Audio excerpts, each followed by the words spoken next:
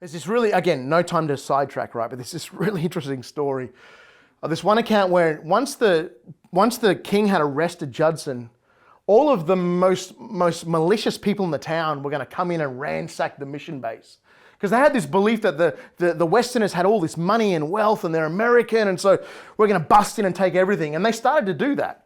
And Anne had this small little kind of parchment that Judson had been slowly working on, the New Testament, and didn't know what was going to happen to it. It had taken Judson years to get the Gospel of Matthew, Ephesians, a bit of Philippians. It was very small.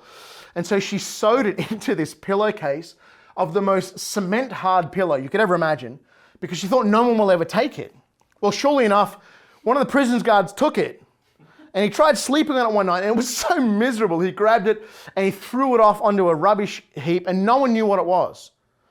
Until one of the converts that had been converted by Judson, who was just so desperately sick at the sight of his teacher, his pastor, being so ill-treated, he was walking past the rubbish heap and he saw the pillow. It reminded him of Judson. He didn't know why. He picked it up and just took it home.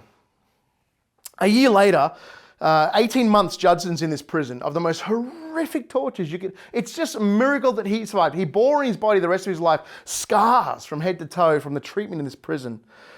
And he goes to this disciple's house. He sees this pillow. He realizes what Anne has done. He opens it, and there's his manuscript. That manuscript is part of the Burmese Bible today. It's the most staggering account. If you just like research the story of the Burmese Bible, it's a whole nother account. We could spend a whole nother night on just the awesomeness of God's preservation of the Burmese Bible.